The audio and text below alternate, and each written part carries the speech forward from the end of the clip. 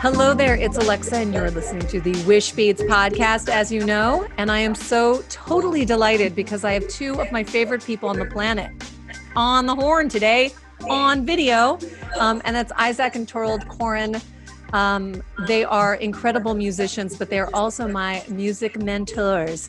And you've probably heard about my journey with their program, Your Big Voice, but I discovered my big voice with them. So thank you, boys, for joining me on the podcast. What an honor and pleasure to be here with you. Thank you. Yay. Yeah, thanks for having us. Now, I'm also excited because we are recording in your new studio in Ojai. Yes. Welcome. We've been the lucky recipients of a new expansive headquarters for building our favorite ever new voice studio and office where we get to be. And we feel so grateful right now. Oh my gosh, it's so fantastic. It is a time for renewal, for new beginnings, for breaking things down and building up new and beautiful, wonderful havens for creativity. Yay. Yes. You deserve it. You deserve it. Well, I wanted to talk a little bit about the journey that we went on and the journey I went on with you both, because I think it must really speak to my audience. So many people believe that wishing is like almost like it's too good to come true. It's for other people and not me. And I very specifically had that experience when I heard a few of the people that went through the journey with you, Your Big Voice, that I heard them sing and I thought, oh my gosh, that's so great for them. It's so great that they did that for themselves. That looks like so much fun that they did. And I didn't at all think about myself in that journey, but I was curious enough to schedule a call with you guys. And after speaking to you, I was like, I want in because it scares me and it excites me. And I want you to talk about that wonderful edge, because I learned that from you. So what is that about? Because I feel like if people can understand what that edge is, they'll lean into it more instead of pushing it away. Well said. What an incredible question. One of our favorites, I have to say. I think what we've discovered over, the 5 or 6 years of taking people along the Songwriters Journey, or I think better put, we've been let into other people's journeys, is that those two ingredients we've noticed are required for anything that is really calling you, and anything that's really calling you, you've yet to do in that way, yet to emerge into. Almost universally comes with both of those feelings. We tend to just admit to one of them, but we feel both of them, and we're often stopped by one of them, as opposed to seeing that they kind of come together. That, of course, when we're called to do something we've never done that would be big, we feel also nervous, and we have small voices that tell us, but we also have this wild excitement. So I guess we've learned that, well, that's the edge to lean into. It might be the best sign ever to do that very thing that makes you excited and scared at the same time. I love that. Yeah. I love that. And I also think for people listening, finding your big voice is not about saying, oh, I'm going to write one song. It's actually committing to going deeper into the messages that have kind of been buried inside of you, how music has also played a role in your life. Like, what is the narrative of your life? And I don't know, it was very thrilling, unsettling at times. It was something that I really didn't understand where the destination was going to be.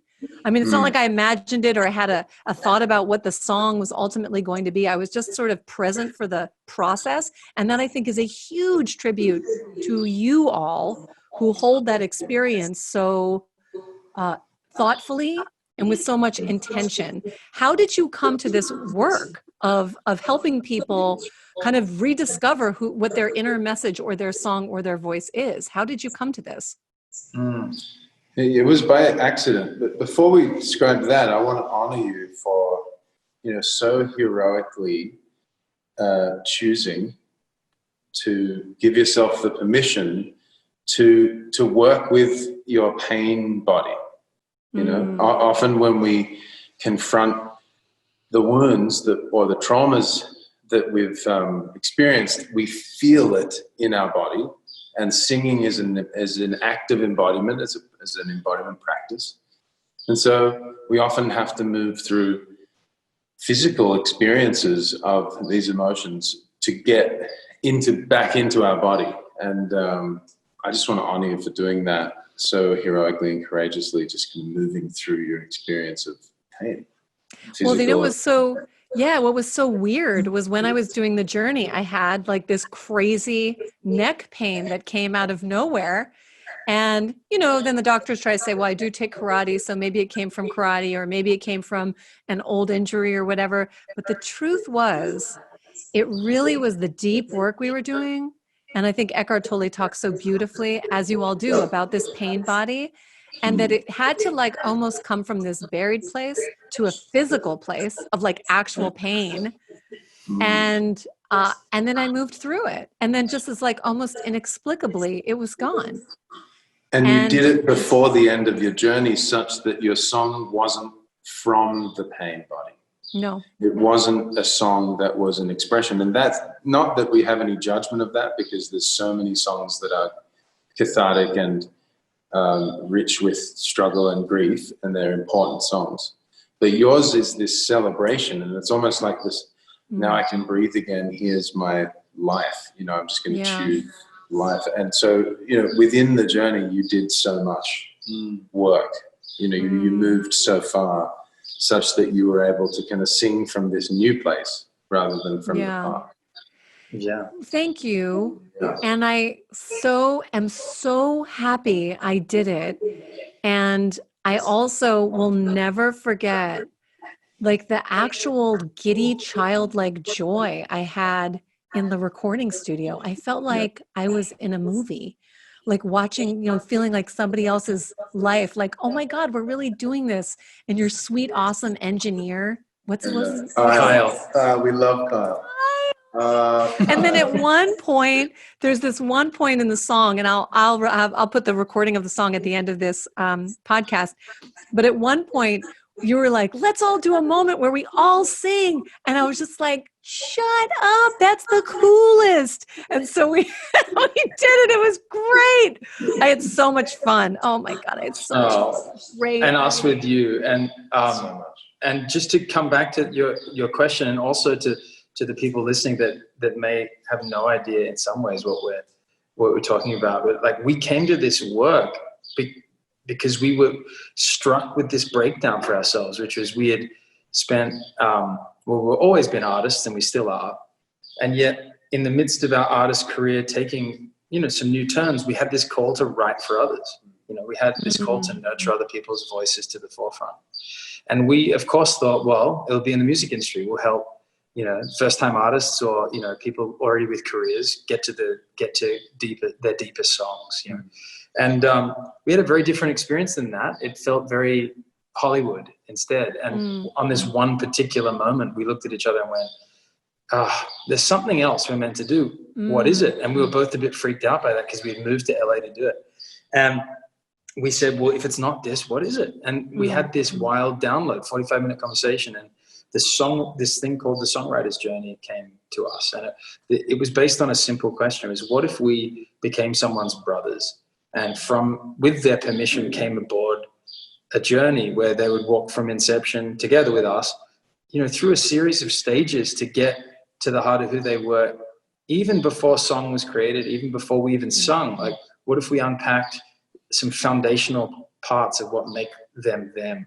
And we put this together and said, well, from that vantage point, we'd help co-create song and then take them into the studio and capture and record and produce material that then they could share and celebrate with their world. We first thought this was for artists, you know, aspiring professional recording artists. About 5 people in, we suddenly had this really strong hit that this might be for voices from all walks of life. That, you know, what if we took the coaches that we were and what if we pointed it out to anyone that may say, I don't sing, or, oh, I used to do that in college, or I'm way too scared to do that and someone told me to stop singing in choir. Yeah. What if we went to those humans and said, come on this journey to bring story, song, voice, and singing back into your life on a daily basis, captured in recordings that you can share and celebrate in the world. that's how we got to it. It was a very interesting arrival, and we've had such fun over the last 5 or 6 years. Maybe 130 human beings now, you being one of them, and just the beginning. A big part of our journey. I mean, it's phenomenal work. And the one thing that I haven't said in this part of our interview is that both of you together, you're such extraordinary singer-songwriters. And I had heard you sing for 2, maybe 3 years at various events that I would go to. I would always hear your music. It would always move me. And to think that you would take that like talent and then also share a secondary lens of that through mentoring and nurturing and caring and co-creating with other people. It's amazing. It's amazing. Your work is phenomenal. And we're going to put all the links to where people can hear your music and enjoy your music. And because it's amazing. Like that would be enough. Honestly, you all going out on tour and having your big music career would be enough. And yet you also took on this other thing, which is so beautiful. It's a true act of like selfless giving. It's amazing. Thank you so much, Alexa. We have a crazy mission, which is to hear the world song one voice at a time. Somehow, I'm not sure what it's going to drive us to do to hear that, but each big voice there's something deeply satisfying about connecting to it and hearing, because no one is the same. Everyone has this uniqueness that shows itself deeply in music. It's like this. So what would the world's voice sound like? Well, I would start by saying the world's voice sounds like each human being getting firstly in touch with these 3 foundational pillars that Isaac and I discovered were occurring. One is that they have this unique musical cosmology, which, as you know, we got to do with you. It really means when someone really accepts how they're hit by the music that hits them, that as opposed to trying to think, well, what's cool or what did I like what was in, instead going right to the well of what hit them as a kid and hit them now, and getting in touch with the music that moves them.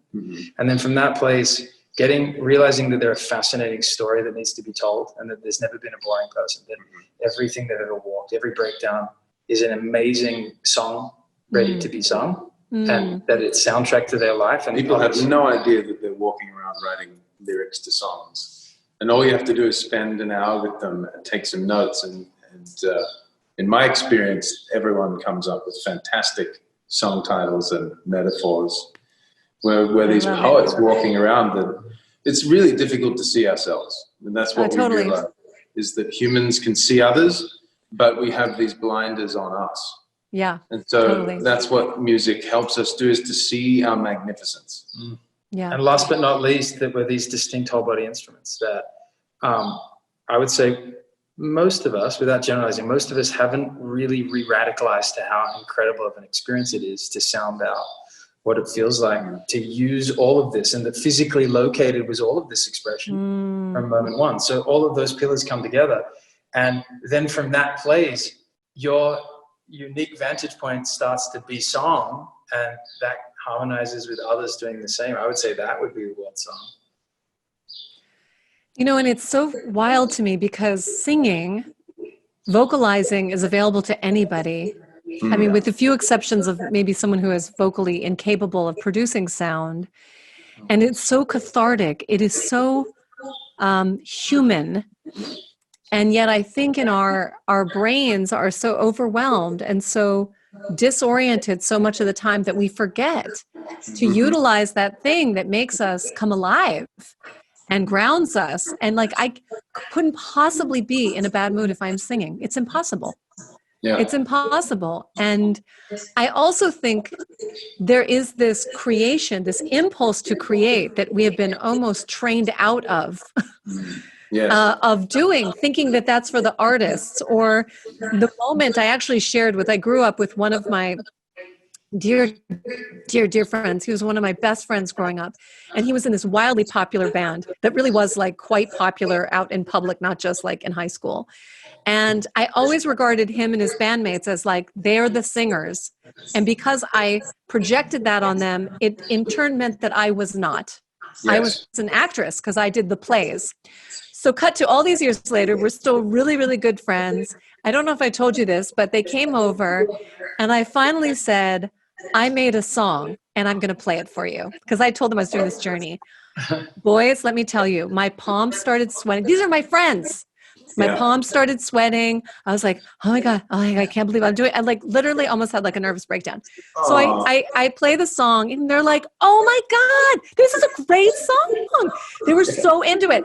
And I said to my friend Gary, I was like, I can't believe how nervous I am to have you hear it because I hold you in such high esteem as a musical artist. And it just makes me feel like, oh my God, who am I to be a musician when you're the musician? And he's like, what are you talking about? But ironically, when I was doing all the plays, he also had the same thing. He was like, well, I can't get into plays because like I'm the musician. So how often do we do that? You know, we put ourselves in a box and we label ourselves. It becomes our safe zone. And right now, in this particular time of this recording, where the world is upside down, so much change, questioning, learning, examining. It's a phenomenal time of co-creation. So much learning.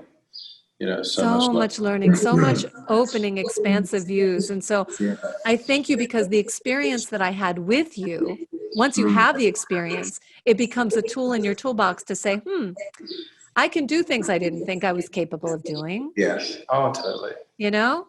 It's just exactly that excuse, right? That, we're very clear that the journeys we get to go on with people, we're using the medium, song, voice, music. It's using us. It's also this beautiful excuse to get back in touch with, like, what at least we feel is the natural creative process, which is to make a big old mess and save the critic for last and let magic come through you and get back in touch with this gift of this instrument you've been given and trust putting yourself back in creative harm's way and the ideas wanting to come to you, through to you. And then using this medium, watching what occurs when we treat ourselves differently on that creative process, when we become like interested and curious and fascinated with what might come out of us, not critical and I've never done this, and as opposed to leaning into those small voices, stepping into that big voice, which is really what we're playing in here. And it's applicable everywhere, to a new company, to a choreography, to sculpting for the first time. I mean, it's so applicable to right now when everyone's questioning, the power and connection of their voice and taking to the streets and using their voice, and, the question of, sharing your voice, speaking up, connecting to your truth. Because a lot of people have clearly felt unsafe to share their voice. Absolutely. And so I think I'm unsafe is one of the biggest small voices, and we're seeing kind of the result of that now. So, we're experiencing all of these small voices in all walks of life. And so if we can practice working with these small voices with something as non-threatening as singing a song, then we find that whatever we learn in that kind of safe, sand pit, if you will, of playing around with music and confronting the same small voices, then it turns out that it kind of transfers to life. It kind of shows up elsewhere. In our relationships, we get to speak up more in our relationships. I mean, where did you notice, reclaiming and connecting back to the voice and daring to suck and singing again? What did you notice? How did that impact your relationships or your world? Well, I think it unearthed a lot of hidden fears that I had, old imprints that I was ready to let go of, labeling I'm this, I'm not that. It feels very vulnerable to sing in the same way you're launching a new business and you're like, this is what I'm doing. But I've done that a few times. So I have that muscle. It also let me play more. I think that's incredibly healing. The idea of playfulness and the idea that, you just do it for the sake of doing it, And also I physically got healed. Like it, you know, the pain, like actually I moved through pain. So I think that actually happened on a lot of different levels, but there was a physical thing that happened as well. And I think it also really, it cracked me open in a way that made me realize that I am a wisher, I'm a dreamer and a doer, but I also thought it's more full spectrum. And I think that where I am in my life, and that's what's so exciting. Like I turned 48, you know, and it just gets better. It just gets better and better. There's a whole myth that like youth and like, oh, I'm so young and I have to figure it out. Oh my gosh, it gets so much better because you actually care less about hitting some milestones or taking things off, you know, it just gets better. And I feel like that's owning that story and sharing that it's possible. Even if you're listening to whoever's listening to this right now, first of all, thanks for listening. But like go in your car or a closet or your kitchen or anywhere and sing a freaking song loud. Sing something you love loud and feel it in your body. And it's just delightful. So well said. Requesting that. Thank you for bringing up such an important, you know, thing to be exploring, especially today. And I don't mean just today, I mean just now in the world at all times, which is we've taken almost all modalities and made them to-do lists in life. Often, you know, and we've put things we want to do on the get it done and the schedule and who's got what's and can we or can't we? That's the small voices, but there's also just a way in which we approach something we want to do. And we often accidentally put it in the get it done range. So it's homework. Yeah. And we also come through what we call the performance door, which is the world is just trying to constantly tell us that everything great is through this place where you have to look good and sound good and be excellent and be on and perfect. And, you know, like, oh, here's my hands. You know, everything's great. You know, as opposed to exploring through this other door, the doorway of experience, the doorway of playing. We call it home play, not homework. And some of the stuff that we do with people is optional, and it's all games, and it's all, you know, what happens when we dream then do in a state of play. And also there's a myth around how long you need to do something for. Like, you know, we must work hard and then we will be brilliant. These are really old narratives that aren't real. We've inherited a lot of these. No. You know, there's one moment I just have to talk about again because it was so powerful and I think about it a lot. This is actually another thing that really resonated with me. So I really had no idea because it was actually getting to be the time where you're like, all right, everybody get your lyrics in. And I thought, oh, jeepers creeps. I don't really know what my song is just yet. I'm not really sure. And we had a session where it was some guided imagery and an image came to me and I said some phrases and so there they were out there. I just sort of closed my eyes and said some things. And then I remember, Thorald, afterwards you're like, okay, Alexa, and this is like Tuesday at 2:00, which is like full on mid day. You're like, okay, just take 30 minutes after this call. We're going to hang up the call. We're going to take 30 minutes. You're going to look at what I just sent you, which is your words, and you're going to see what happens. And it was so specific. I think that was definitely Isaac. Oh, that was Isaac. I'm sorry. That's right. It wasn't Thorald. It was Isaac. That's right. That's right. I'm describing Isaac right now. Yeah, that is exactly right. Sorry, Isaac. That was exactly you. So anyway, I get your email and I'm also, you know, you give me direction. I'll do it. So I get the email and I'm like, 30 minutes, go. And what poured out of me, I was so clear, like I got 30 minutes to jam something out. Like, let's go. Like, it's just, let's go. Nothing else. 30 minutes. Let's go. I can do anything for 30 minutes. And what came out wasn't my song lyrics, but this crazy, wonderful poem, which I am turning into a children's book. So I won't go into that anymore. But it reminded me so much of this idea that you can be so specific. And the times in my life where I really wanted to co-create, just like come. I've asked for it, and I've asked for it specifically, like with speed, like with enchantment, with love, with clarity, with assistance. And when I remind myself that that's possible, I often go, well, why don't I do that all the time? You know, sometimes I'm pouring over an Excel spreadsheet or I'm, you know, ticking off my to-do list in Asana or whatever I'm doing.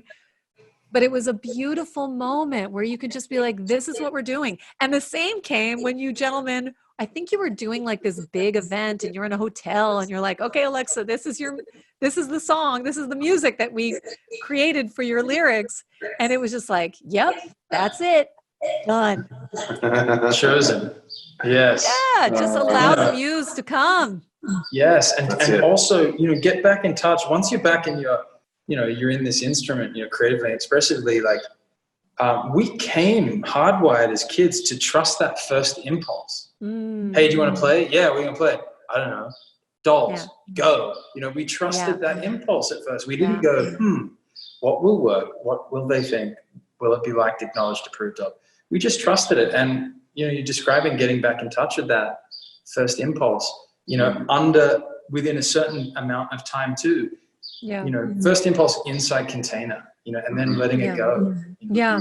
I just earlier, gosh, there's so much that's going on right now. It's hard to remember, but earlier today, oh yes, I read something in Nextdoor, which Nextdoor is like an anthropological, lesson. And just, I don't know if you have that where you all live, but Nextdoor is like an app and people post questions and it's like a little window into humanity. That's actually why I read it. But this gentleman today posted the most extraordinary post. He has an organization. It's called, oh God, I'm going to forget it. I'm going to post it later. But anyway, the point of the story is I was so moved by his post and the work that he's doing. It was like a full body yes. Wow. And which I think is a term that Liz Gilbert uses, but it was so like, this guy just is on to something.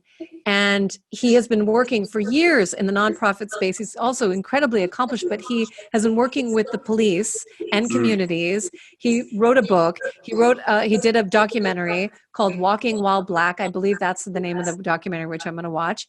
It was so like, oh my gosh, I have to know this person. And he's in my neighborhood. Wow. So of course, I immediately start researching. I get his book. His book is on the way. He's in my neighborhood. I write them an email. I think I have his email address. Yes. Oh, because they asked me, we live in your neighborhood. Do you want us to just drop it off instead of putting it in the mail? I write back this email that they probably think is from a crazy lady because I'm like, oh my gosh, I am so moved by the work that you're doing. I would love to meet you, blah, blah, blah. This is my story. And she ends up calling me. And again, like I can't, there's no filter for my enthusiasm. So I'm like, Jane, I want to meet you. I'm so excited. Socially distanced, of course. And I tell her a little bit about it. And I thought, there is a part of me that knows I could be like a little more chill, more like a normal person, a little bit more playing in the lines. But my heart just said, go, right? My heart just said, go. Yeah. And so the mouth starts going. So we'll see what happens. I have a feeling you're going to hear more about me about this organization. I mean, and the small voice, I'm too much, that's one of the small voices. Yeah. We do it to ourselves all the time. It's like, even when we think our nice is too much, it's important to kind of just keep being you. Yeah. Gentlemen, I could talk to you all day long, but I know the night is upon us. And I'm just so grateful, but I'm also excited because you have an event coming up. And I want you to talk about that event on the podcast before we say goodbye, because I will eternally, heartily recommend doing any program with you. But there's a wonderful online event that you're hosting. So can you just tell us a little bit about what that's about? And then, and of course, all of the links to find you fabulous people will be in the podcast notes. Fantastic. Well, thank you. Well, we are doing our first ever Your Big Voice live virtual event. And it's been rescheduled to July 25th. And it is an event for everyone, for voices from all walks of life. We are going to walk through our 3 foundational pillars and with some incredible coaches and speakers joining us to speak about their integrated world of their voice in the world, of what they're doing with their voice in the world. It obviously is centered around music and song, and yet it's much bigger than that. It's much more about everyone's voice and the way in which they share it. There is a really fun thing that we do in this day that ends in a very collaborative musical experience. And so it's very interactive, and we're really excited about some of the guests joining us. Yeah. Some are, Please join us. yeah, I mean, many guests that we could talk about. Awesome. Well, I will put a link so that people can check out the page and the registration page, and you can see who's involved. But if you're listening to this and even remotely curious, let your curiosity do the clicking and make sure you get there, because it's beautiful. It's just amazing. And I'm so grateful for the way that you show up in the world and the work that you do. And I'm just so excited to have you in my life. Thank you, Alexa. You too. And just wanted to say a really simple request that if hearing from us in this body of work around the Songwriters Journey calls you, we love to hear from people and spend a session with them learning and discovering all about how they've used their voice in the world and how song and music might be their next call or reclaiming it. And they could reach us however you want. It's brotherskoren@gmail and everything you share. But we'd love to hear from you. Open invitation to reach out to us to share about who you are and your voice with us. Okay, directly. perfect. So did you get that, everybody? Brothers Koren, KOREN @gmail.com. So easy. Just email them. They'll email you back. That's so great. All right. Well, thank you both so much. I'm so excited. I'm sure there is more music creating for us down the road. But in the meantime, I can't wait to see the new studio because it looks amazing. Thank you. And we're going to hear your song now, yeah? Yes, so stay tuned. Don't hang up that podcast because I am going to be adding my song at the end. So you can rock out to that. Here we go. Today I woke up, sunshine blinding my tired eyes, and I tried to shake this shadow, nagging voice inside my mind. And then I spoke up, I said no. I decide to find my stride right now. And then I sat up, I said let's go. It's time to find my flow.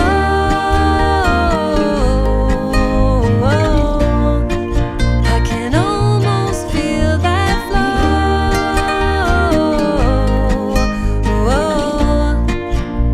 Don't it feel like love? Funny how the world works, taught so young how to draw inside the lines, so afraid to mess up, thinking about what they're gonna find. And now I stand up and say let's go.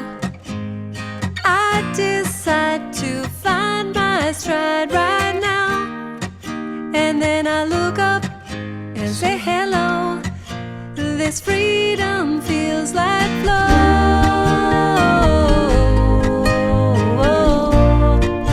I can feel it now, let's go. Oh, here we go. Yes, it feels like love. Now I remember who I am in the light I tried to hide. All I was seeking was there inside all the time. And so I speak up and say hello. Time to trust and have some fun right